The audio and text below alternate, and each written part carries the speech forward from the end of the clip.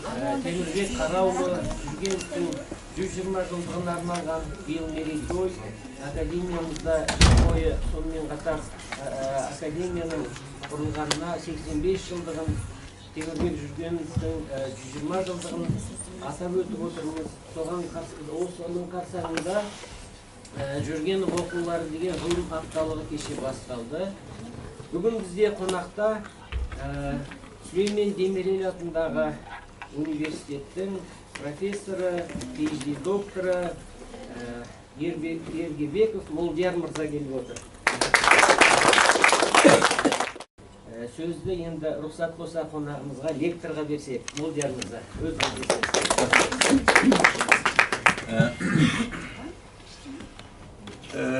мен тұрып айтсам болады ғой, саламатсыздар ма?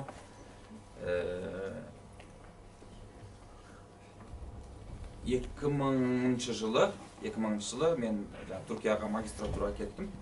Радио, телевизия және кино бөліміне магистратураға түстім.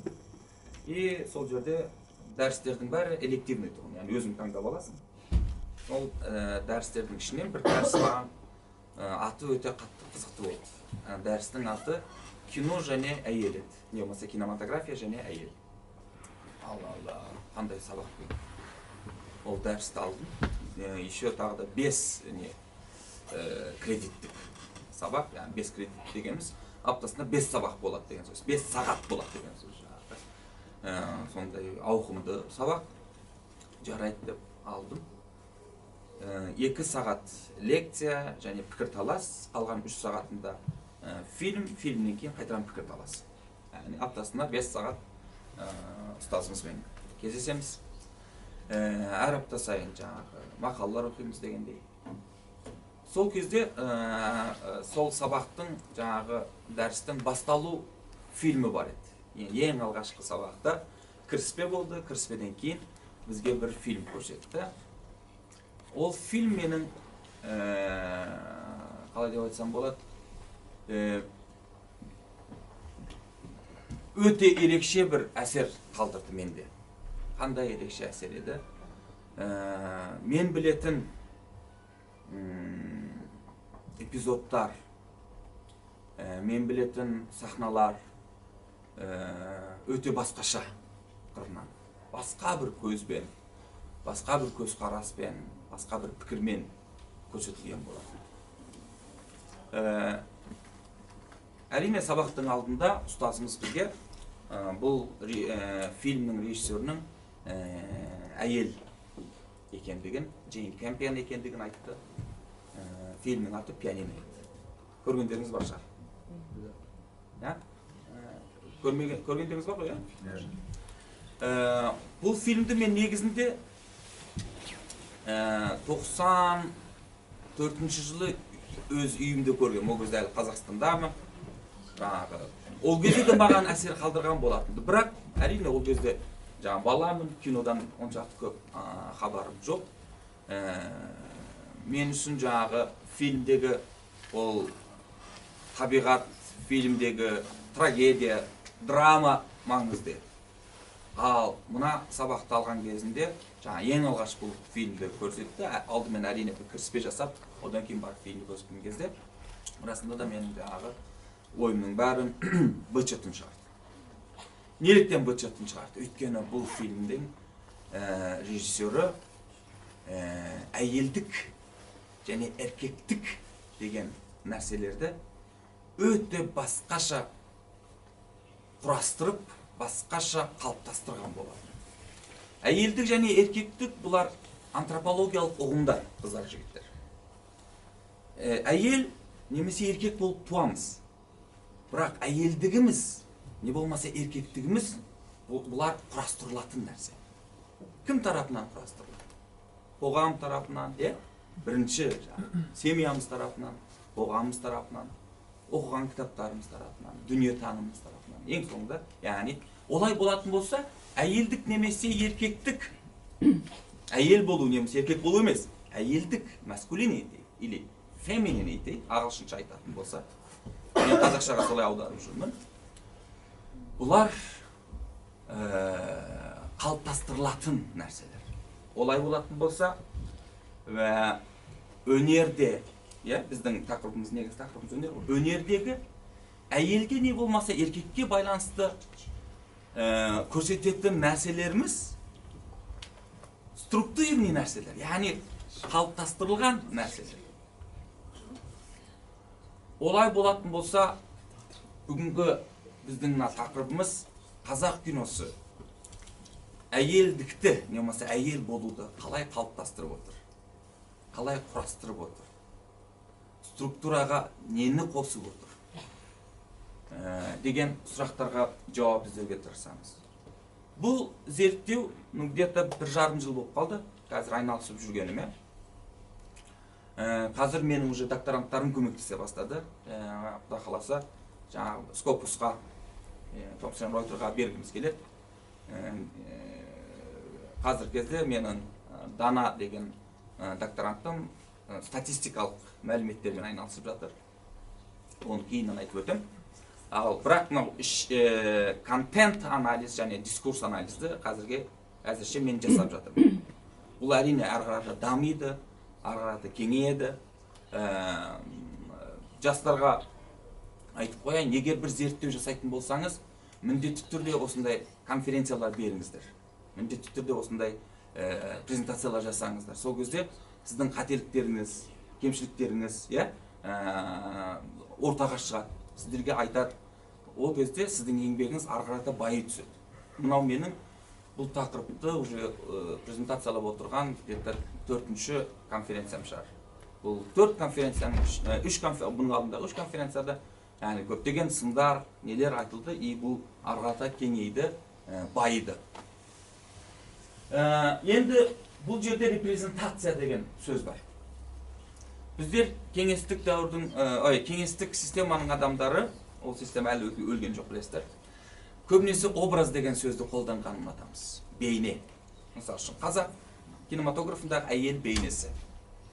Әйел репрезентациясы бұл соңғы жылдары шығып жүрген, бәлкім мода болып жүрген бір ұғым деп ойлауларыңыз мүмкін? Жоқ. Сонау, қалай деп айтсам болады, ең алғашқы репрезентация зерттеулері батыста 50-60 жылдарда басталған болатынды. Бірақ бізде кеңестер одағында неліктен екен білмеймін, жаңа бейне образ ретінде берілді. Мұның бір саяси себебі бар деп ойлаймын. Өйткені образ неге қарайды, репрезентация неге қарайды? Образ көбінесе эстетикалық тұрғыдан жауап іздейді. Образ көбінесе сипаттаушы тұрғыдан жауап іздейді. Ал репрезентация деген сөздің дәл мағынасы қазақша өкілдік. Мысалы үшін депутаттар, сіздің дауыс берген депутаттарыңыз парламентте отыр ғой. Ол сіздің репрезентаторыңыз, яғни сіздің өкіліңіз. Қайдағы өкіліңіз? Биліктегі өкіліңіз, басқарудағы, бұл елді басқарудағы өкіліңіз. Сіз оны жібердіңіз. Не үшін жібердіңіз? Өкілім бол деп жібердіңіз. Неғып жібердіңіз? Менің айтқан, менің ойларымды, менің дүние танымымды анау жоғарыға жеткіз, сол жақта соған қарай заңдар қабылда деп жібердіңіз. Олай болатын болса, репрезентация деген ұғым, әсіресе өнердегі. Яғни, әйел репрезентациясы деген кезде әйелдің не болмаса, өкілдігі. Яғни, қалай өкілеттілік жасайды. Бұл бейнелер. Бейнелер дегенде образ мағынасы дейміз. Жалпы. Бұл нәрсені айттым. Арғата жалғастырайық. Кіріспе жасайым қазір. Ұлттық жобаның ең әлсіз бірлігі ретінде әйел. Сонан соң таңдалған фильмдер және фильм анализі метод жайында айтып өтемін. Әлемнің барлық елдері модерн кезеңнен бастап ұлттық мемлекет құра бастады. Модерн кезең, яғни өте қарапайым тілмен айтатын болсақ, 15-ші ғасырда басталып, негізінде 17-ші ғасырда аяғынан тік тұрып, батыста басталады алғашында.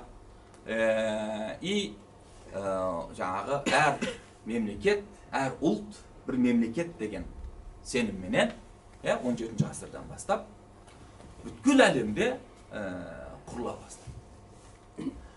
Оған дейін мемлекеттер болған, бірақ оған дейінгі мемлекеттер ешқашан халқына, немесе өзінің қоғамына бірегейлікті, идентичность дейді ғой. Мен қазақшаға бірегейлік деп аударады, мен оған жыным келеді.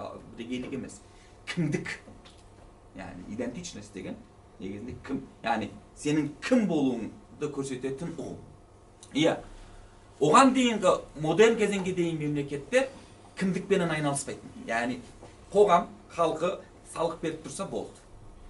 Орта ғасырлық мемлекетпенен модерн мемлекеттің арасындағы ең үлкен басты айырмашылық осы. Модерн мемлекет болатын болса, не только сенен салық алады, еще сенің кім болу керек екендігіңе жауап береді. Қалай жауап береді? Мектептер құрады, балабақшалар құрады, белгілі бір кітаптарды оқытады, белгілі бір система бойынша, осылайша сені не қылады? Қалыптастырады. Қайтаран бір конструктивтік бір жұмыс бар. Енді бұл қызық нәрсе, зерттеулерде, осы гендерлік зерттеулерде, бұл ұлттық мемлекет құрылу кезеңінде еще ұлтты қалыптастыратын бір процесс жүреді. Бұл процесте, дейді, көбінесе әйелдер өте сондай не, әлсіз бір единица ретінде қоғамдық жүйеден орын алады. Бұл дегеніміз не? Бұл дегеніміз мынау.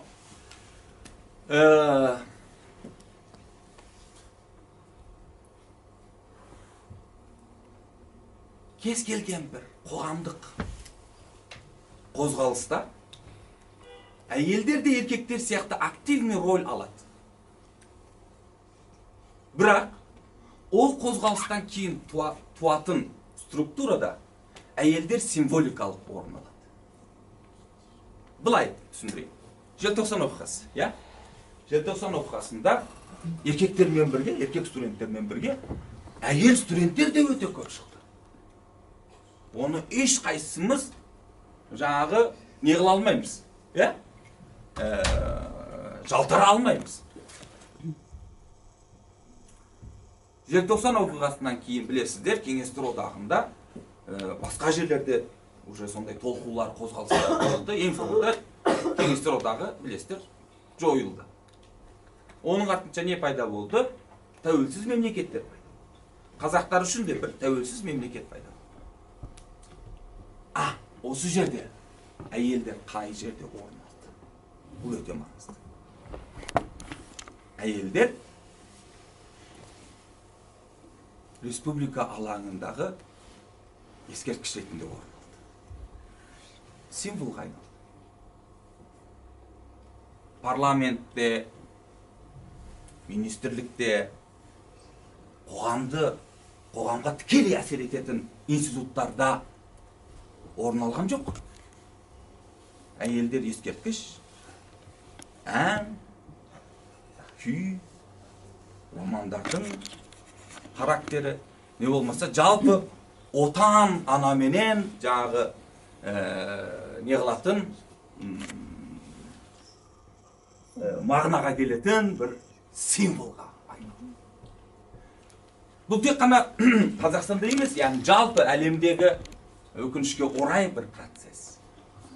Біз де ұлттық мемлекетімізді қалыптастыру үрдісінде, процесінде осы бір қателікті жасадық, жалсап жатырмыз. Бұл тұрғыдан қарайтын болсақ, қазақ киносындағы әйелдер де өте символичный репрезентаторлар, символичный образдар. Таңдалған фильмдер, білесіздер, Қазақстанда қазақ киносын барлық жерден көру, барлық жерден табу өте қиын нәрсе. Сондықтан да менің выборкам Қанша фильмге қолым жетсе сонша фильм. Фильм анализі, мен екі түрлі анализді қолдандым. Бірі контент анализ. Бұл дегеніміз, яғни белгілі бір текст, кез келген бір текст, не нәрсеге көп акцент жасайды. Екінші, дискурс анализ, сыни дискурс анализ. Бұл акценттерден шығатын мағына не? Яғни, бізге фильмдер нені көрсетеді? Бірінші, көбінесе нені көрсетеді? Және бұдан шығатын мағына не? Осы екі сұраққа жауап іздеуге тырыстым. Егер контент анализінен тұрғысынан қарайтын болса, қазақ киносында, заманауи қазақ киносында көбінесе алдыма шыққан характерлер бұлар: ана, келін, модерн әйел, белсенді әйел, жезөкше, этникаралық үйленудегі әйел, және әйел режиссерлардың фильмдері. Ол өте басқа бір категория, әйел режиссерлар.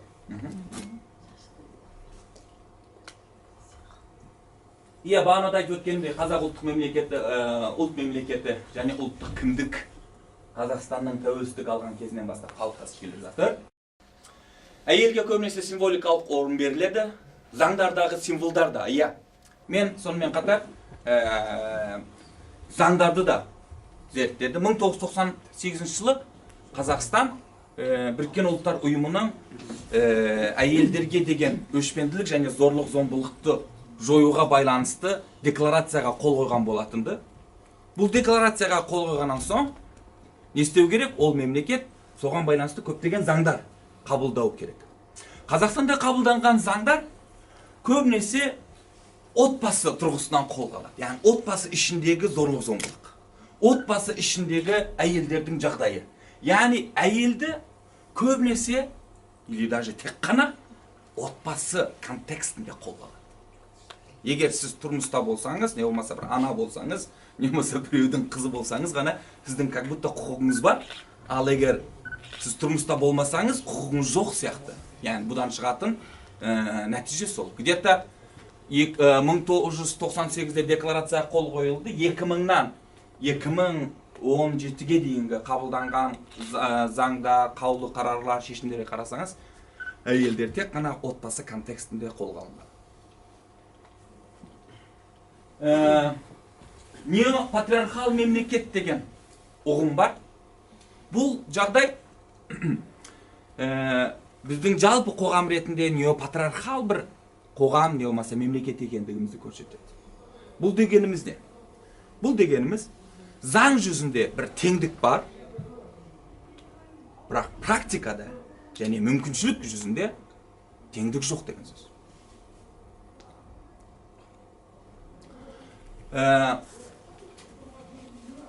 Бұны арғата кейін тағы да еғыламыз, жалғастырамыз. Енді символдарға келетін болсақ. Әйел деген кезде ең бірінші Қазақстанда, қоғамда ана. Яғни әйел менен ана екеуі өте, қалай деп айтсам болады? Бір, не только байланысты, бір, яғни бір. Өз екеуі де сущность единый. Яғни бір. Сондықтан да мысалы үшін еліміздің ең негізгі газеті, 8 наурыз халықаралық әйелдер күнінде аналар асылжандар, шуақ болып шашылғандар деп. Яғни ана емес әйелдер, сіздердің мерекелеріңіз емес. Нешінші жылғы? 2014 жылы осылай не жасайды? Маншет. Сүр маншет. Сүр маншет дегеніміз бұл газеттің негізгі тақырыбы. Сол күнгі негізгі тақырыбы. Ол жерде аналар мерекесі құттықталады. 2015-ке қарайтын болсақ, мерекелерімізбен асыл аналар, аяулы арулар. Ару деген сөз бәлкім сіздерге өте не проблематичный болып көрінуі мүмкін. Бірақ ару деген сөз, жаңағы жаны таза, пәк, сұлу деген мағынаға келгендігі үшін өте қалай деп айтсам болады, субъективный сөз. объективный сөз емес. Сіз кез келген әйелге, кез келген адамға ару демейсіз. Иә? Сондықтан да әйел негізінде. Бірақ әйел дей алмаймыз, не қыламыз? Тек қана яғни сұлу әйелдер менен аналарды. Яғни қоғамымызда, біздің қоғамымызда әйел болатын болсаң, или ана болу керексің, или сұлу болу керексің деген. Иә? Красотка. Жарайды. Одан кейін 2016-да қайтадан мерекелеріңізбен асыл аналар, аяулы арулар. 17-ге қарай мерекелеріңізбен асыл аналар, аяулы. Көріп отырғаныңыздай, әйел жаңағы сұлулықтың символы, және ана болудың символы. Бұл нәрсені Егемен Қазақстан аспаннан алып отырған жоқ. Бұл нәрсені қоғамнан алып отыр. Қоғам қалай бір көзқарас танытатын болса, соны не қылады? Репродукциялайды, яғни қайтадан өндіреді. Қайтадан өндіріп отыр. Арғата жалғастырайық. 92-2010 жылдар аралығында Қазақстанда 150-ден көп фильм түсірілді. Фильм реттемеміздің негізгі критериясы біз ұласа алған фильмдердің бәрін зерттеуге тырысу, бірақ мен мына жақта кейбір фильмдерді ғана алдыңғы планға шығарам. Контент анализ және сыни дискурс анализ жасалдық. Иә, бірінші ана характері бар. Ана характері мен екіге бөлдім.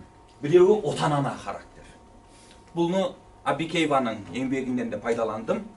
Білесіздер, «Нация строительства» деген кітабы бар.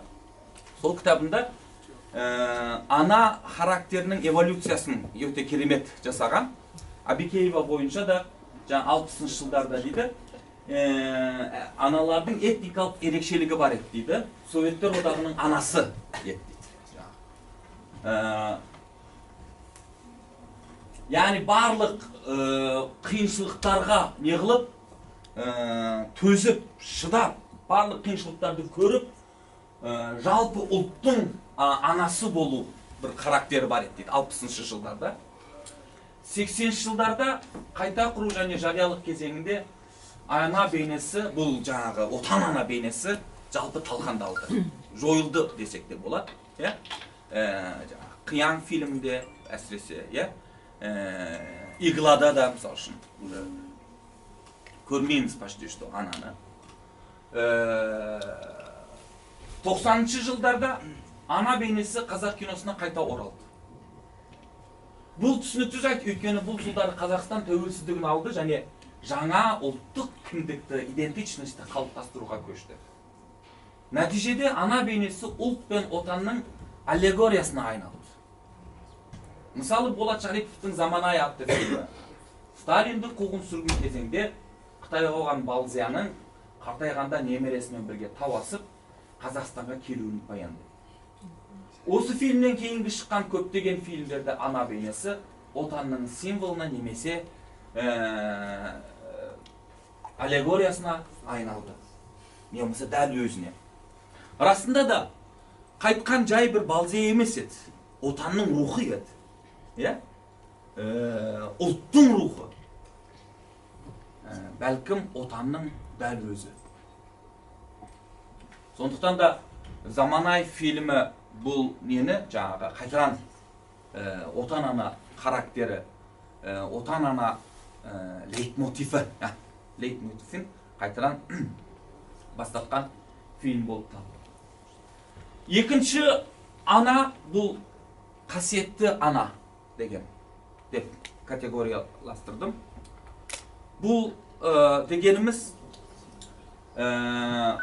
белгілі бір мистикалық күшке ие.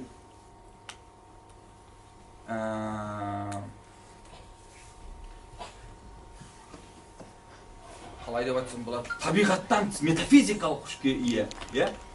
Сондай... Ау? Рахмет. Сакральный күшке ие. Сондай бір ана характері. Бұл жерде мысалы үшін жаңағы балалық шағымның аспанында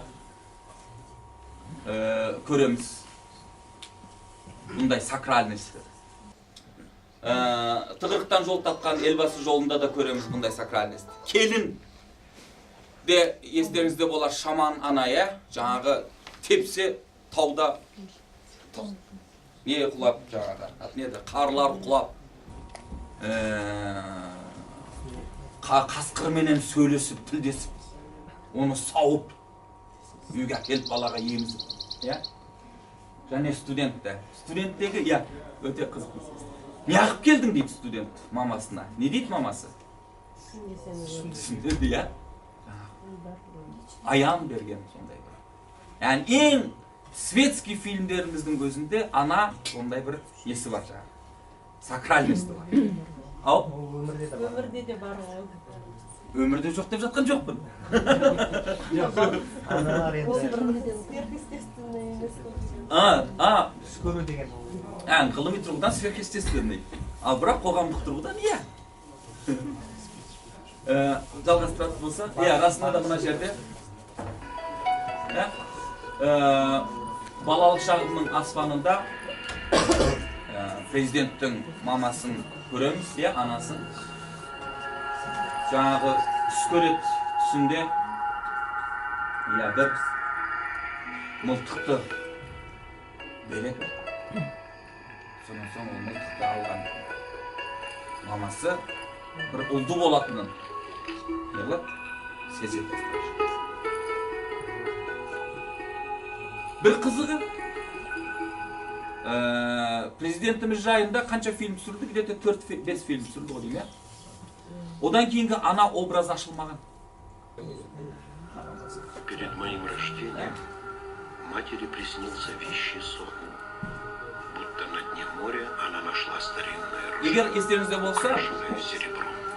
әкесін, Толкователь снов обрадовал ее. қалай деп айтсам болады, У жаңағы тебя родится сын, елбасының у которого азамат будет бол, полная праведная жетілуі үшін жасаған еңбектерін көреміз фильмдерде.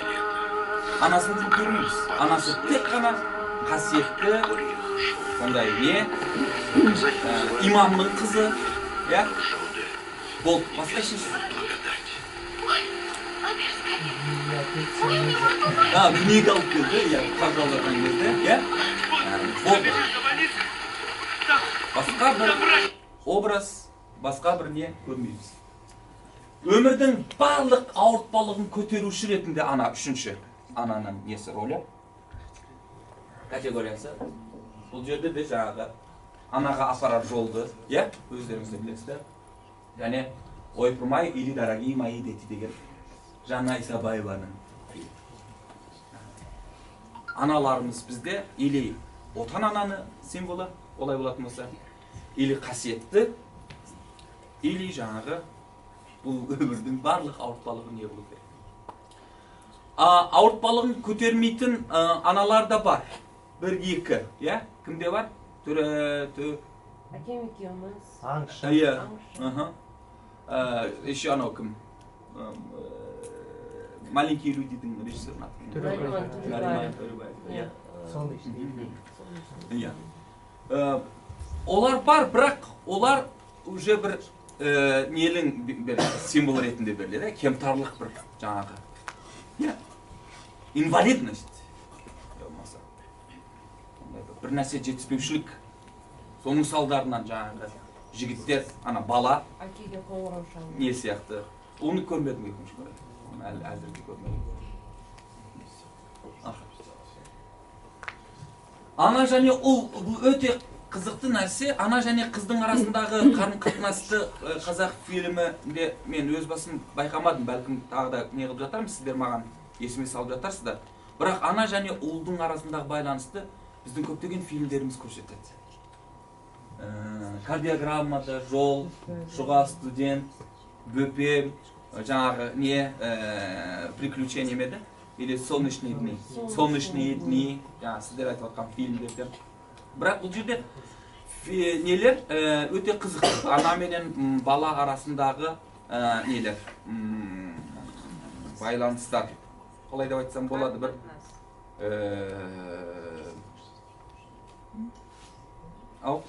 қарым-қатынас. Қарым-қатынас, бірақ мынау фильмдерде де яғни бұл драманың, фильмдегі болып жатқан драманың не болмаса қиыншылықтың бір несі сияқты ана, яғни себебі сияқты. Келін, бұны білесіздер онсыз да, жаңағы келін, Келинка Сабина Рашева, Келинка тоже человек, фильмдер. Тақырыптарымызда жаңағы бірден келін болуды, келіндікті не қыламыз? Құрастырамыз, қалыптастырамыз. Қалыптастырған кезде бұлардың арасында бәлкім қызығы жаңағы маған қатты ұнайтыны негізінде. И Нұртас Адамбайды, и Асқар Ұзабаевта комедияның тіліменен дәстүрлі келін ұғымына біраз не жасайтын сияқты, шабуыл жасайтын сияқты.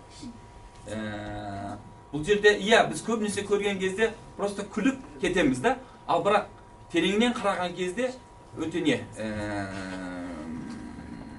деконструкциялайды, яғни біздің санамыздағы келіндіктің быт-жытын шығарады. Тіпті бәлкім шок қылғанда болуы мүмкін. Әсіресе Асқар Ұзабаевтың Келинка тоже человегі. Ол жерде де не бар еді, қайнана мен келіннің арасында проблемалар бар еді. Негізі сол әйне мен келін. Екеуін бір-бірінің кейпіне енгіздіріп, бір-бірін не қылады. Анау психологияда өте керемет сөз бар ғой, жаңа эмпатия. Эмпатия құруға не қылады? Мәжбүрлейді. И осылайша әйелдер арасындағы солидарностьті қалыптастыруға тырысады. И фильмнің соңында да расында да бұл екеуі не болып кетеді? Подружка болып, жаңағы жанұяның, отанның ұйытқысы, нағыз ұйытқысы болып өмірлерін жалғастырады. Модерн әйел, бұл өте қызықты мәселе менің ойымша қазақ киносында. Жалпы модерндікпенен проблемамыз бар. Рухани жаңғырудың орысшасы не? Модернизация. Қазақшасы рухани жаңғыру. Қазақшасын қолданған кезімізде біздің ойымызға үнемі салт дәстүр, асықтар, түсіп жатқан келіндер сәлем беріп, бесік келеді. Ал орысшасын айтқан кезде тіпті бұның қарама-қайшысы келеді. Модернизация. Біз әсіресе қазақтар, қазақ тілділер әсіресе проблемамыз бар модерндікпенен. Бәлкім бұл модерндікті неғылмағанымыз үшін шығар. Жай ғана просто киім ретінде кигендігіміз үшін шығар. Киімдеріміз модерн. Түсініп алдың ба? Вот сол проблема. Бізде рухани жаңғыру деген кезде архаизм кетеді бірден. Біздің ата-бабаларымыз бұлай жасамаған. Біздің ата-бабаларымыз бұлай істемеген. Молдияр, сіз батыстанып кеткенсіз, сіз батыстықсыз. Деп айтады маған батыстық киім киген бір адам. Және тағы да бас. Сондықтан да әйелдер де модерн өмірге аяқ басқан кезде фильмдерімізде бұл өте үлкен проблема. Және өте қызығы бұл әйелдер фильмдерде жазасын табады. Қыз жылаған фильмінде, және Шуға фильмін алдым бұл жерде. Қыз жылаған фильм көрейік бірінші. Тағы бассаңыз.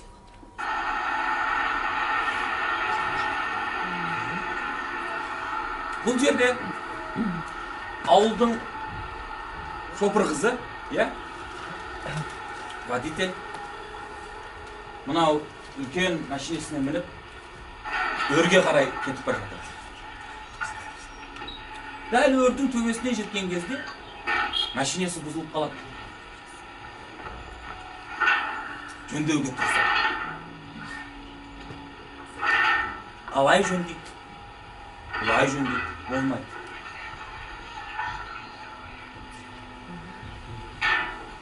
Жынданады.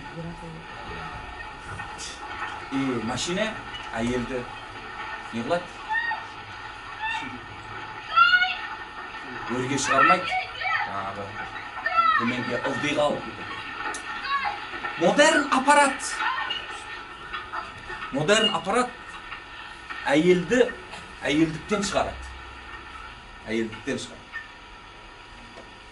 Модерн аппарат әйелді еркекке жақындастыратындығы үшін,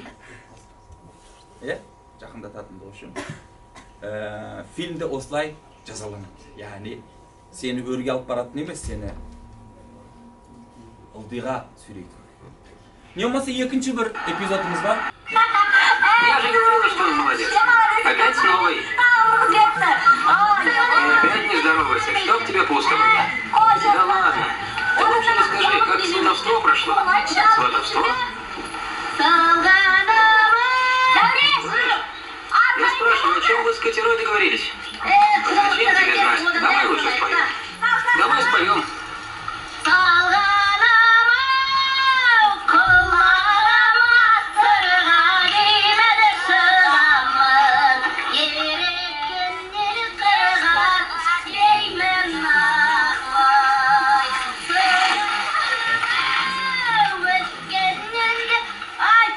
Эй, Тумар, что-то погода портится. Может, на сегодня хватит? Ой, мама. Спасите, умирает. Спасите. Заваряешь, помоги. Я умру.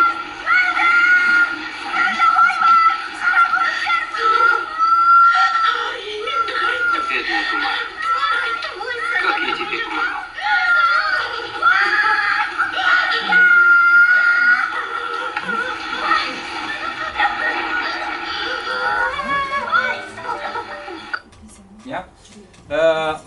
Көріп отырғанымыздай бұл жерде де модерн жұмыс неғылу, электрикпенен айналысу, бұл модерн бір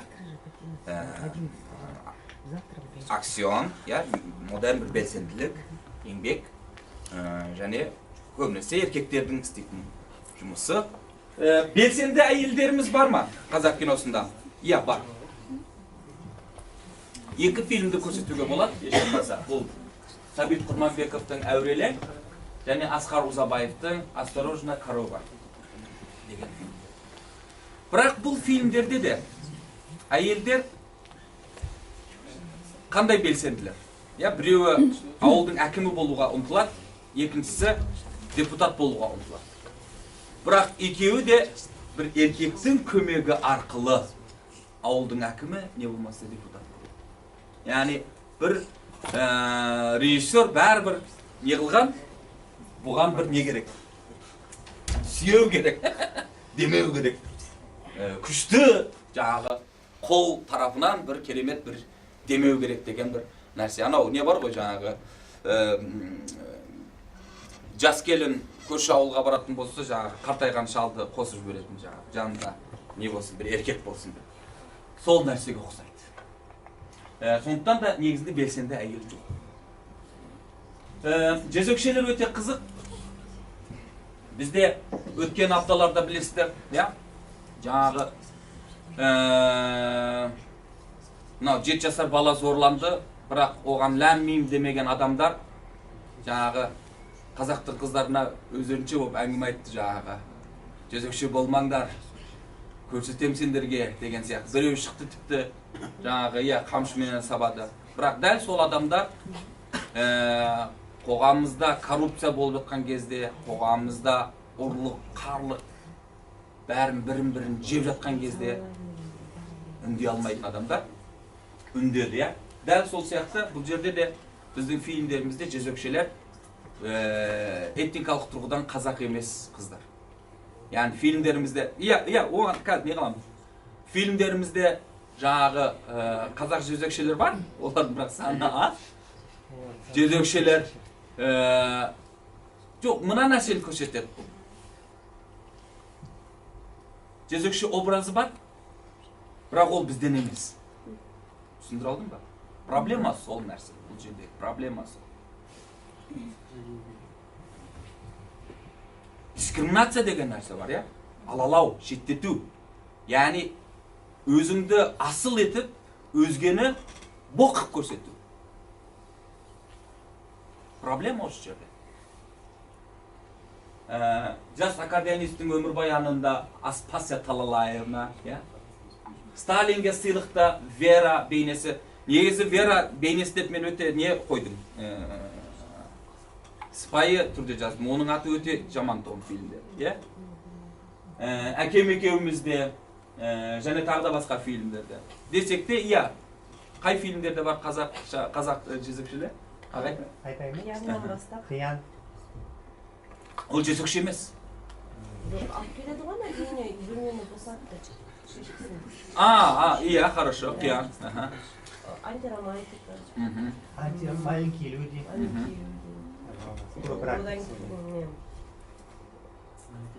Мына аккордеонисттің өзінде анау оқты қазақта Сарагинаның фильмі.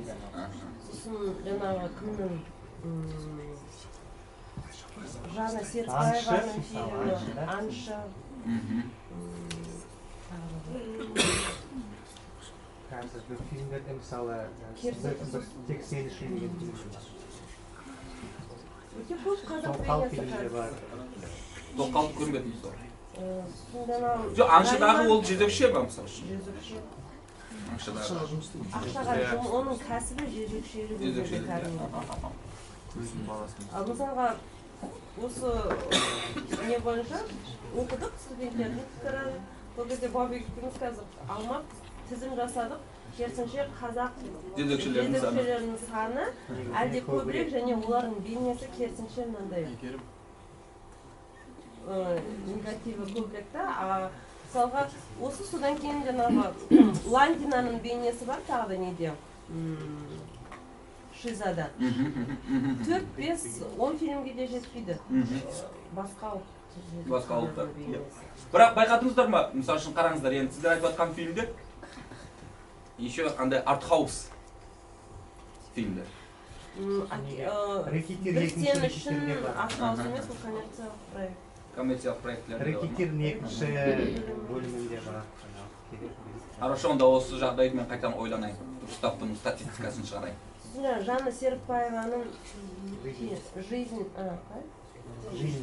«Жизнь женщины» дейтін фильмі бар. Ол жерде жаңағы дұрыс емес махаббат деген сияқты, әйел мен әйелдің махаббатын. Лесбиян махаббат. Жезөкшелер де басым көпшілігі жезөкшелер, қазақ әйелдер. Керісінше бір жағынан айтады, әйелді көтереді дейсіз, бірақ қазақ фильмдерінде әсіресе бертінгі фильмдерде әйелдің бейнесіне деген негатив көбірек әсіресе қазақ әйел. Жоқ, мен отан ана деген кезде олардың бәрі сын көзбен айтып отырмын. Яғни бізде әйелдер тек қана жаңағы отанменен, анаменен, келінменен байланысты ба? Ол көтереді деп ойламаңыз. Түсіндіре алдым ба? Этникаралық үйлену де өте қызықты. Бұл да жаңағы қоғамдағы мынау қазақтың қыздары Қытайға тұрмысқа шықпасы, не болмаса біреу бар ғой, көшедегі басқа ұлттың өкілдерімен жүріп жүрген қазақтың қыздарын ұрып, жігітті бір нәрсе қылып, еще видеоға түсіріп, сондай батыр. Ол нәрсені де осы фильмдерде соның бір несін көреміз, жалғасымдылығын көреміз. Тұздыкөл жағасындағы үй атты фильмде бұл жерде жаңағы қазақтың ауылына, қазақтың жеріне Литвадан ба, Латвиядан ба нелер келеді, депортация менен, и сол жерде жігітпенен ғашық болып қалады, екеуі үйленеді, қазақтың жігітіменен. И фильмнің соңы өте керемет, жаңағы киіз үйде, бәрі киіз үйде отыр, жаңағы сап-сары бір қыз домбыра и олар өте бақытты болып кетеді фильм соңында. Дала экспрессінде бар, бұл жерде де жаңағы бір қазақтың қызы, бір француз жігітке тұрмысқа шығады. Трагедия, жаңағы өзінің әкесінің өліміне де келе алмайды. Ең соңында Құран оқуға келеді. Келсе, оказывается, ол сұмырайды. Бұрынғы күйеуі тастап кетті. Одан кейін тағы басқа бір тұрмысқа шығып кетті, басқа бір французға. Сондай бір жаңағы бақытсыз бір, яғни осында қалғанда нормальный болады емес қой өмірі деген сияқты бір дискурс бар. Иә. Өте қызықты нәрсе, әйел режиссерлар қазіргі кезде жайлап шығып келе жатыр, бірақ әйел режиссерлардың толық метражды фильм түсірулері өте қиын. Енді қазақ фильмнен не алып жатыр, финансирование алып жатыр. Сондықтан да байқаған шығарсыздар, әйел режиссерларымыз бізде көбінесе короткометражка түсіреді. И өте керемет короткометражкалар бар. Өткенде мен біз ана Демагора деген нені ұйымдастырған кезде, шараны ұйымдастырған кезде осы әйел режиссерлардың короткометражкаларын көрсеттік, қысқаметражды фильмдерін. Солардың ішінден анау Почтальон әйел жайында керемет бір деректі фильмді көрдім. Осы Жүргеновтың бұрынғы студенті ғой деймін, түсірген, қала беремін қыздың есімін, Меруерт қой демеге қателеспесем. Өте керемет бір фильм еді. Ол жерде әрі почтальон әйел, әрі оның жаңағы күнделікті өмірі, адамдар, еще бір еркек келіп ұрады бұл екеуін жолдың тура ортасында. Яғни бір еркек зорлығында көреміз осылайша. И документальный фильм бұл, жаңағы не емес, постановочный фильм дейміз. Десек те, әйел режиссерларымыз да негізінде фильмдері өте патриархал сезімдерге толы, көбісіне. Бұны мен Денис Кандиоти деген өте атақты ғалым бар. Қазір уже жасы 80-ге келіп қалды. Ел біз оны шақырған едік. Өте қатты қуанды, келесі жылы келесін болды. Орта Азияны ең алғаш зерттеген әйел ғалымдардың бірі. Сол әйелдің патриархализм мен сауда деген бір ұғымы бар. Bargaining with patriarchy. Бұл жерде былай дейді, егер әйел дейді, бұл патриархал қарым-қатынастың ішінде өмір сүруі қиын болатын болса дейді, ол патриархал көзқарастарды как будто неғылған сияқты болады дейді, жаңағы, дұрыс деген сияқты болады дейді. Сөйтіп соменен ішін ара бір сауда жасайды дейді. Неге? Просто сол системаның ішінде қала алу үшін, сол системаның ішінде өмір сүре алулары үшін. Осылайша жаңағы режиссерларға қарайтын болсақ та, яғни фильмдерінің өте жаңағы патриархал бір атмосфераға ие болуларының себебі осы болар деген ойдан деп ойлаймын. Расында да жаңағы мысал үшін кім бар? Сүлейменова бар, анау 6 жасар алпамыс педі? Жоқ. Ауылым Көктөбенің баурайында. Сүлейва, кешіріңіздер. Яғни ол жерде де басты кейіпкер еркек бала, жан жағындағылардың бәрі еркектер. Шизада да білесіздер, не болмаса анау Шизадан кейінгі не шаман, одан кейін бақсы, моңғол. Моңғолдар Бодров негізгі режиссер. Сонан соң және тағы да басқа. Яғни тек қана бәлкім Жанна Исабаева соңғы жылдары әйел мәселесін, қоғамдағы әйелге деген қалыптасып қалған стереотипті бұзуға, деструкция жасауға тырысып жатыр. Ал қалған режиссерларымыз көбінесе, яғни не? Қайтаран сол түсіріліп жатқан фильмдері қайтаран бір еркек көзқарасымен. Бұл жерде неден келеді? Еркек көзқарасы дегеніміз не? Феминистік, не болмаса гендерлік негізделген көзқарас дегеніміз не? Еркек көзқарасы Лора Малви былай дейді. Еркек көзқарасы үнемі әйелді объективизациялайды. Яғни әйелді еркектің жыныстық құштарлығының объектісіне айналдырады. Бұл жерде не только режиссер, оператор да еркек болғандығы үшін дейді. Бұл жерде бір екі еркектің көзінен өтеді дейді ана әйел. Продюсерлар бар. И көрермен де оны көрген кезде дейді, сол жаңағы үштер еркектің көзіменен көреді дейді. Ал гендерлік негізделген, не болмаса гендерлік проблемаға сәлде болса несі бар, сезімталдығы бар. Бір режиссердің фильмінде бұл объективизация басқаша орын алады. яғни бәлкім еш орын алмайды, жоқ болады. Әйелдің денесін эксплуатацияламайды, иә, және тағы да басқа. Сонымен бірге гендерлік неде, еркек фильмдерінде әйелдер арасындағы солидарность көрсетілмейді.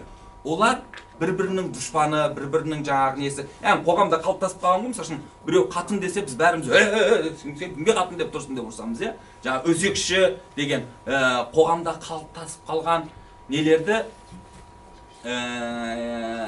қайтаран фильмде көрсетеді. Gender based та, не болмаса жаңағы гендерлік сезімдері бар фильмдерде ол ондай емес.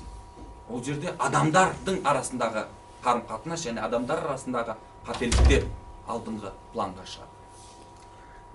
Одан кейін бәрінен бұрын әйелдер арасындағы солидарность пайда болды. Бұл тұрғыдан қарайтын болсақ, мысалы үшін Нағима фильмі өте керемет, яғни қазақ киносындағы гендерлік неге қарым-қатынасқа, не болмаса гендерлік теңдікке негізделген фильмдерді. Көрдіңіздер ме Нағима? Өкінішке орай өте аз көрсетілді, алдағы жылдар көрсетілетін шығар. Жанна Исабаева. Сол жерде, мысалы үшін, әйелдер арасындағы нені көреміз? Ынтымақтастықты, бір-біріне қалай көмектесті, қалай неғылды. Әрине фильм өте трагичті десек те, ол жерде бір үміт береді әйелдерге. Көрермен ретінде бір әйелге үміт береді. Көрермен ретінде әйелдің дұшпан екендігін көрсетпейді.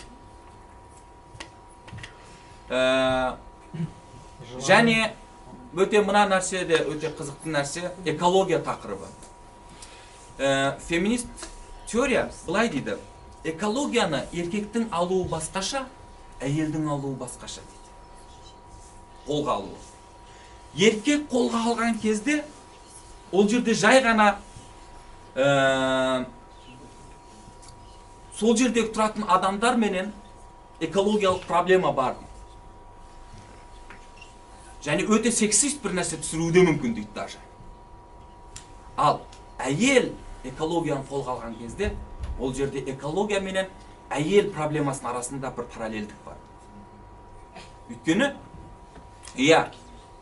адамзат баласы экологияны қалай бұзған болатын болса, бұл жерде адамзат баласы дегенде еркектер негізінде. Өйткені экология не бұзды? Ғылым, білім бұзды, атом бомбаларын оларды әйелдер тапқан жоқ. Яғни, адамзат баласы экологияны қалай эксплуатациялап, қалай құрдымға жіберген болса дейді, дәл сол сияқты жаңағы әйел адамды да жаңағы ғасырлар бойы пайдаланып, эксплуатациялап, құрдымға жіберді. Сондықтан да дейді, бұл екеуінің арасында бір параллельдік құрылады дейді. Егер не қысаңыздар, оқыған болсаңыздар, біздің қыз жылағанның өте кішкентай бір повесть. Апайдың атын ұмытып, Роза апай. Ол жерде, қалай деп айтсам болады, повестті оқыған болсаңыздар, өте басқаша бір атмосфера бар. Ол жерде, ол қыздың экологияменен байланысы, шері, дерті, және мен неге бұлаймын дейді, неге бұлаймын. Ал, мысал үшін фильмде өздеріңізде көріп отырғандарыңыздай, жаңағы не бар? Және бәрінен бұрын жаңағы қыз зорлыққа ұшырайды, ол зорлықты көруге міндеттіміз. Және тағы да басқа. Яғни, повесттен, не болмаса әйелдік көзқарастан әлде қайда алыстатқан фильмді. Одан кейінгісіне қарай. Бұларды айттық. Бұлай болуымыздың себептері не? Бұлай болуымыздың себептері ең бірінші қоғамдық стереотиптер.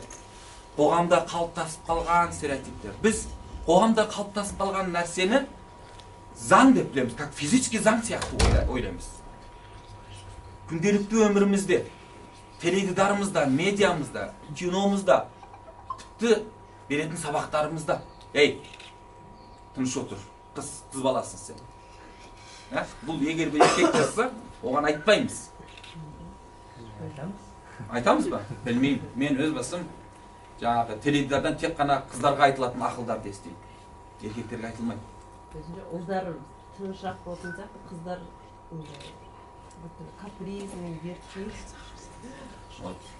Осы жерден уже бірден жаңағы көріп жатамыз. Гендерлік сауатсыздық. Біз гендерлік теңдікті не деп ұғынамыз? Жаңағы әйелдер келеді, бәрі бізді билеп төстейді. Не болмаса феминизм деген кезде. Ал? Феминизм арқылы ойлаймыз. Ол қоғамда кино индустриясының ер адамдардың қолында болуы расында да бұл өте үлкен мәселе. Айтуларыңыз мүмкін. Жоқ ағай, мысалы үшін мынау хабар агенттігінде где-то 85% әйелдер. Онда не хабар өте сексист, өте неліктен хабар жаңағы гендерный не емес, сезімтал емес. Ал? Иә, егер әйел патриархал бір жүйеде өмір сүріп, патриархал бір тәрбиеменен өсіп, өніп, патриархал бір санаға ие болатын болса, ол сексист болмағанда мен сексист боламын. Әйел киногерлердің аздығы. Елімізде гендерлік сынның әлсіздігі. Айтып өтем, қайталап, рухани жаңғыру деген кезде, қазір қайтыран, бұл рухани жаңғыру бағдарламамыз арқылы әйелдерімізді қайтыран қоғамдық алаңнан алыстатып, үйге тықып қоямыз деген үрей жоқ емес. Рахмет, мен жалпы нем осы.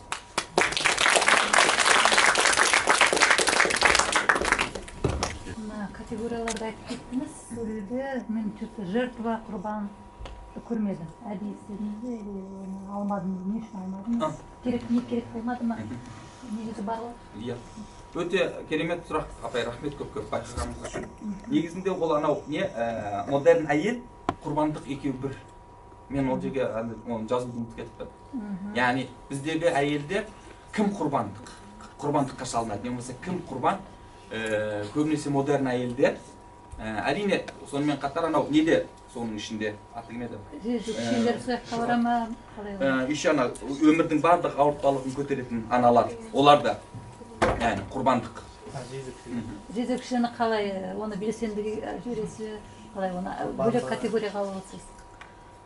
Оларды мен не жағынан барлық категориялардың ішінен орын алуы мүмкін.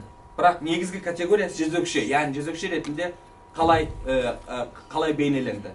Енді мен достарым менің қателіктерімді айтып жатыр, бәлкім олар менен қосып басқа бір категория жасармын. Яғни бұл жезөкшелер бәлкім бізге не айтқысы келеді, соны бәлкім не қылармын, қарастырамын. Герой, антигерой дегенде бар. Оны мынақы әйелдерге келістіріп қалай көрсетуге. Негізі өте қызық доклад, сіздікі өте керемет. Бірақ бір жүйелі бір концепциясы керек. Иә. Методологияда біраз нелерім бар, қиыншылықтарым бар, оларды отыртуға тырысып жатырмын. Қазір біз не істеп жатырмыз? Бағана айтам деп ұмытып кетіппін. Дана қазір 90-шы жылдардан бері қарата түсірілген, Қазақстанда түсірілген фильмдердің инвентарін шығарып жатыр. Режиссері кім? Операторы кім? Сценарий кім? Тіпті кастингті кім жасады? Өйткені бұл нәрсе, объективизация деген нәрсеге өте ықпалды болуы мүмкін. Яғни, неліктен жаңағы мынау емес та анау алынды. Кастингтің жасаған жаңағы адамның немесе еркектің немесе әйелдің жынысына бәлкім тәуелді болудан мүмкін. Одан кейін біз бұны статистикалық неден шығарамыз? Сараптамадан. Ол кезде өте жақсы толғақ деген ойдамыз. Мені еще мына сұрақ өте мазалайды. Сіздерді де мазалайды ғой деп ойлаймын. Бізде алпамыс бар, қожа бар.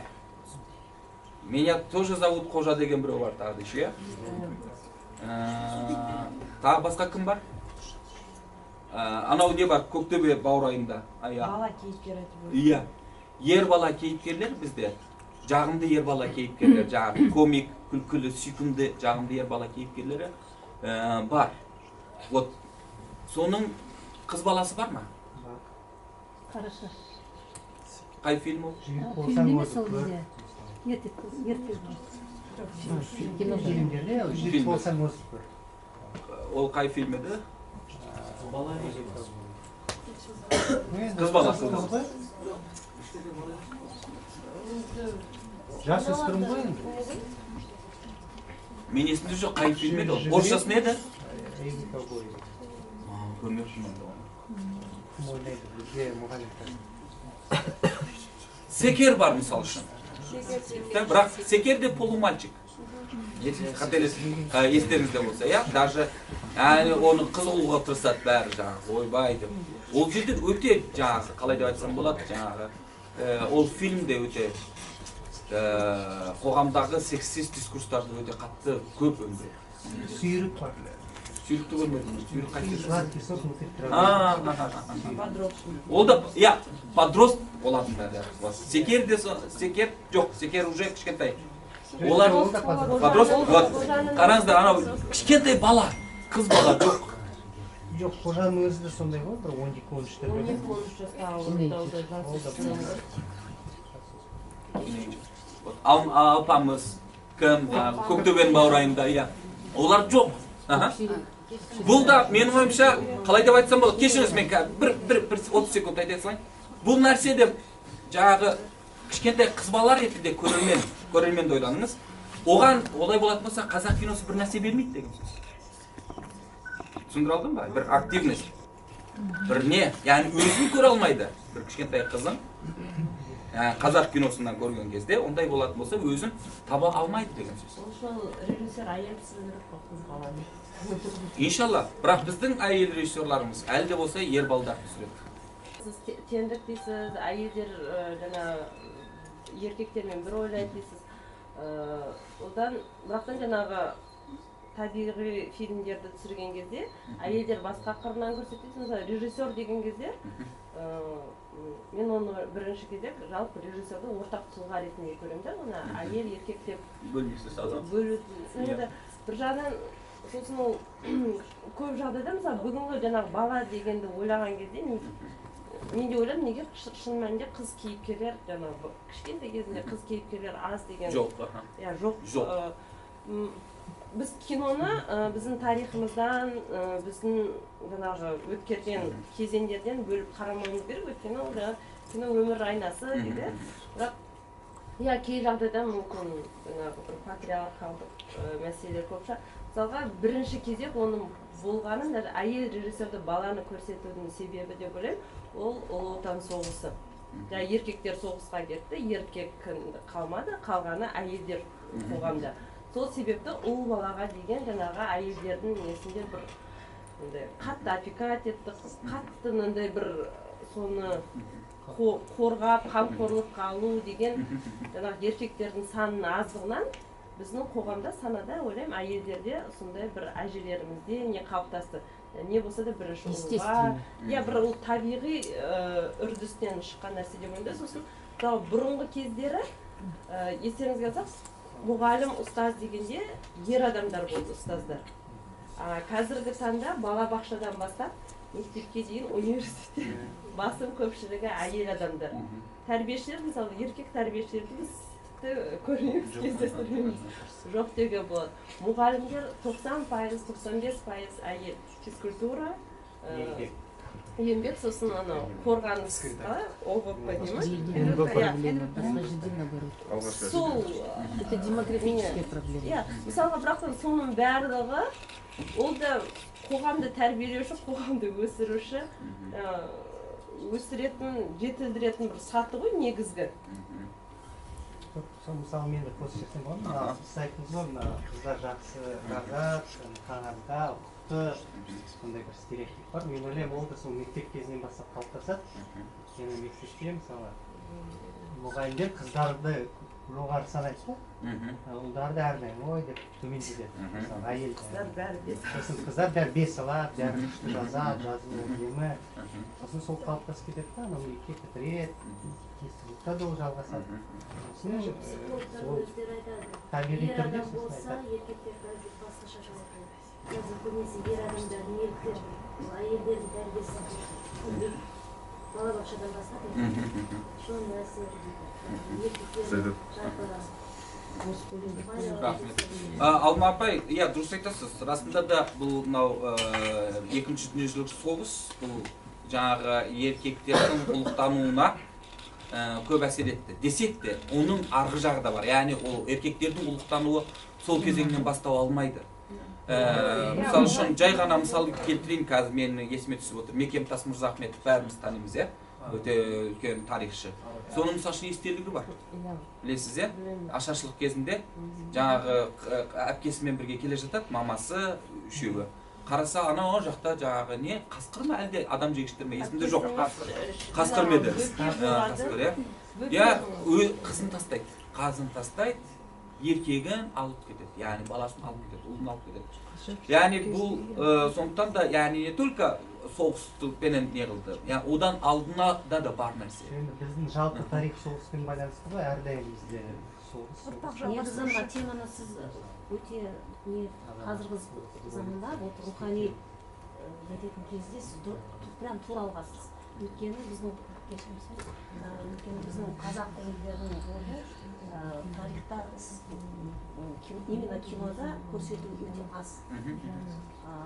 Енді бұл сіздің осындай жұмысыңыздан кейін қазақ тілінде сондай бір жеке бір рөл не табады шығар. Өйткені тарихта көп сондай әйелдер бізде болғанда оны бәрін ешкім жасырмайды, бәріміз білеміз. Бірақ жаңа жүздік әйелдерді сіз бір классификация жасаңыз, менің бойынша мне кажется, история проституции говорит, что оно существовало всегда и везде. Да. И именно она, мне кажется, это просто такая вот именно прослойка, которая всегда может под любое общество подстроиться, она очень гибкая, она может перетекать. А вот именно вот основная часть, которую сюда айтыңыз, аналар деп. Олар осы рөлда өздерінің рөлін енді қолдарынан жаңағы феминизм келмеді, анау келмеді, это же личность сделает. Сондықтан да олар өздерінің аналық рөлін ғана атқарып қалды деген. Оны да сіз дұрыс көрсеттіңіз. Енді мен ойлаймын, қазіргі болашақты режиссерлар сондай действительно нені көрсетуіміз керек? Нені айтуымыз керек? көрсетсе, что біздің жастарға енді сондай бір алға ұмтылатындай образ болса, действительно мына жұмысымыз өте керек. Сізге рахмет. Мен мынау кинотануда сабақ беріп жүрген кезімде, бұрында студенттерім алғашқы сабақта сұрайтын тұғым.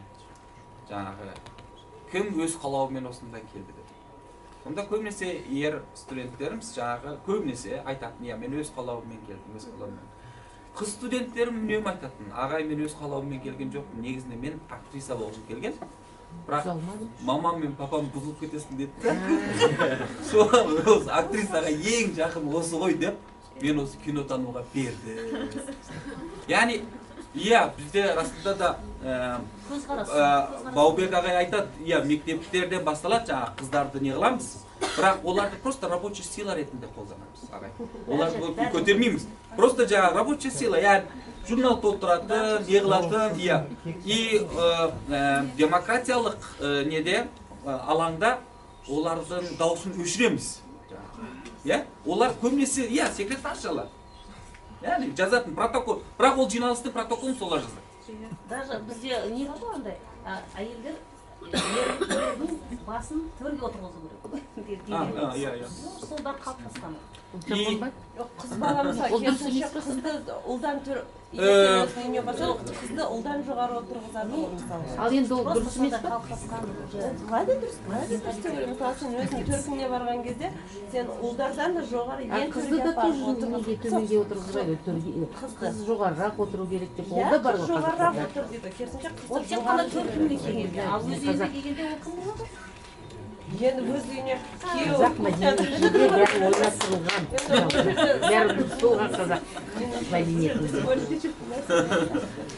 Жарайды. И сондықтан да қалай деп айтсам болады, медиа, фильмдер, спектакльдер негізінде адамға батылдық беретін,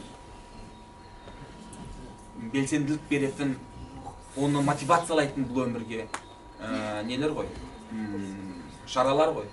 Сондықтан да егер контентті өзгерте алатын болсақ, контентті басқаша, әлдеқайда гуманный, әлдеқайда gender-based қылатын болсақ, мен ойымша, қыздарымыз да өте белсенді, әрі өздерінің құқықтарын іздей алатын, батыл, актриса болғысы келсе, актриса болатын, кинотанушы болғысы келсе, кинотанушы болатын, болмыстың иелеріне айналады деп ойлаймын.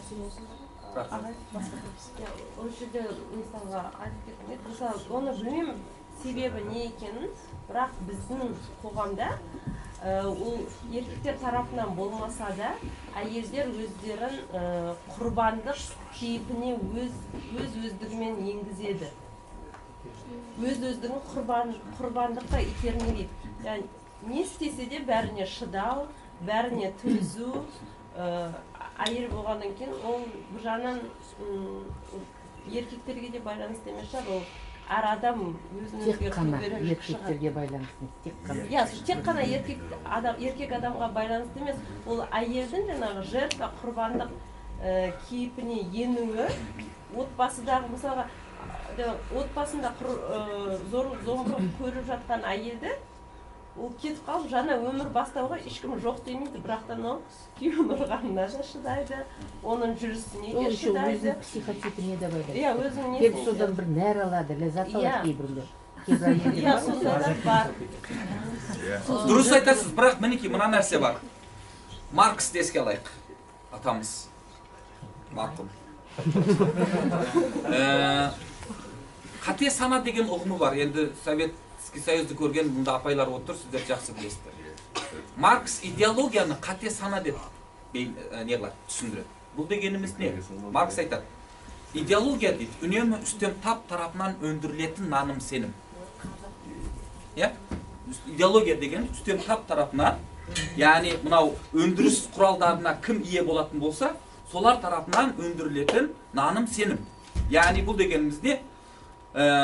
Үстем тапқа жұмыс істейтін еңбекші, шаруа, анау мынаулар үнемі оларға мынандай ой тастайды үнемі. Иә, мен негізінде еңбекқор емеспін. Еңбекқор болғанда мінекей осы қожайыным сияқты бай болады. Бірақ мен еңбекқор емеспін. Не болмаса, бұл менің тағдырым. Мені Құдай осылай жаратты. Қайтеміз енді. Басымызға түссе, көнеміз бар. Және тағы да басқа. Яғни ол шаруа, ол еңбекші ешқашан мынаны ойламайды. Мына жерде ең көп жұмыс істейтін менмін, бірақ ең көп айлық алатын ол. Неліктен? Бұл сұрақты қоймайды. Қойған кезде, дәл қойған сәтте, басындағы анау үстем таптың берген идеологиясын бәрін алып, үстем тапқа қайтарып береді. Енді дәл осы нені шаблонды алып, патриархал жүйеге алып келейік. Әйел мен еркек қарым-қатынасын алып келейік. Сіз айтып отырған әйелдер, иә, қоғамымызда бар ма? Бар, расында да жаңа құрбандық, ойбай шыдауым керекпін. Ойбай шыдауым керекпін. Неге? Өйткені тұрмысқа беріп жатқан кезде тойларда естеріңізге түсіріңіздерші. Ең көп айтылатын сөз мынау. Қызым айналайын, еще ағалары тұрады. Әкесі, анасы бәрі. Қызым айналайын, енді Құда қаласа бүгін тұрмысқа беріп жатырмыз сен. Сол жерге тастай бат, судайсың, шыда, өлі ал. Түсіндір алдың ба? Яғни, ол қыз қаяқтан оны ойласын, яғни. Әрине ол одан кейін зомби сияқты, вот мен, еще қазір тағы да мынандай сөз мода болды. Кешен аргүні ғана мен құдалыққа бардым да, сол үшін жақсы білдім. Естідім. Бұлай дейді, не дейді? Бара жатқан қыз бақытты болам деп бармайды, бақытты етем деп бармайды. Бұны біздің келіннің жаңағы боласыз. Одан кейін әрине мазохист боласыз. Одан кейін Вот западный, между прочим, прозападный. садисттерге одан кейін әрине сен жаңағы мазохист болып оларға бақыт етуге тырысасың. Айналаңдағы барлық садистке. Сондықтан да бұл жерде бәрібір проблема бұл патриархал жүйе. Яғни еркектерде емес. Еркектер менен патриархализм екеуінің арасында айырмашылық бар, бұны ұмытпаңыздар. Бізде үнемі ұғымдар арасындағы мынау айырмашылықтар, ұғымдар арасындағы, концепциялар арасындағы нелер, сипаттар үнемі, қарама-қайшылықтар үнемі білінбейді. Бәрі как будто бірдей түсте сияқты. Жоқ, бұл жердегі проблемамыз еркектер емес. Бұл жердегі проблемамыз патриархализм. Қараңыздар, елімізде ең көп өз-өзін асып өлтіретіндер еркектер. Неліктен? Өйткені патриархализм еркектерге өте көп ауыр жүк дейді. Ол семьяны асырау керек. Ол сонымен бірге қоғамда беделді болу керек. Не только семьяңды асырасың, еще беделді болу керексің. Жаңа папаң, балаң көшеге шығып біреуден таяқ жеген кезде, мен сен папам айтам деген кезде, ана баланың әкесі сенен қорғу керек. Ойбай, мен не болатын болды. Өте үлкен проблема. Психикалық тұрғыдан өте үлкен проблема. Сондықтан да патриархал қоғамдарда ең көп суицидке баратындар еркектер. Бұл не только әйелдердің проблемасы, болған проблема ғой, еркектердің проблемасы. Болған проблема емес па? Ол все время болған проблема емес па жалпы? Қай қоғамда болса да? Бірақ бұл нәрсе қалай деп айтсам болады? Қараңыздар. Егер болған нәрсе дейтін болсақ, онда урбанизацияға біз келдік қазақтар, конечно. Сол дәстүрдегі біздің ойымыз, дейміз, көзқарасымыз кішкене мына урбанизацияға кей кезде келмей қалады. А жалпы дәстүрлі қоғамдағы мынау воспитание дейміз ғой, ол тәрбие дұрыс болған, дұрыс тәрбие болған ғой. Әйелден жалпы мынау недегі семьядағы бәрі көп нәрсе әйелге байланысты. Әйелдің көзқарасы. 80%. Жалпы енді ер адамда тоже соны түсінді. Біз не? Ер адамдарға тәрбиелеуіміз керек.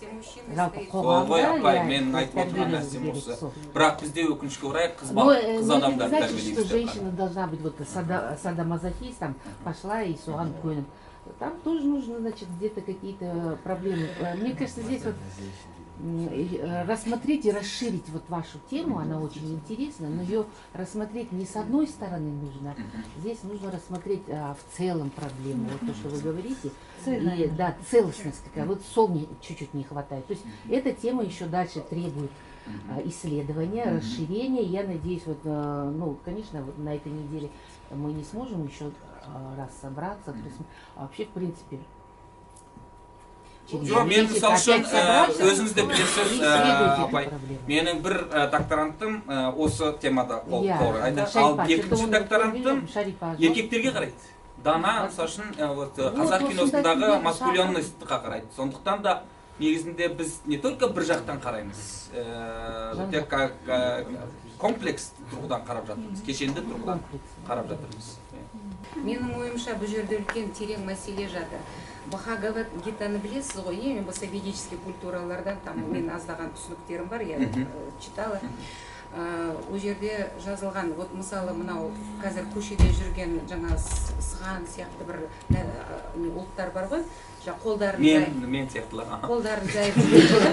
қолдарын жайып жүреді.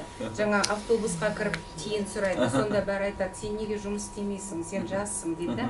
А вы знаете, что, честно говоря, они вот именно жаңағы ведические элементтерге жазылған, олар, они запрограммированы, они не могут по-другому жить. И вот, скорее всего, женщина ведь тоже запрограммирована, так же, как и мужчина. Он же вперед появился, потом появилась женщина.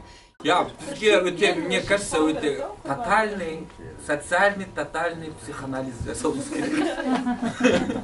Все оказались, да? Рахмет көп.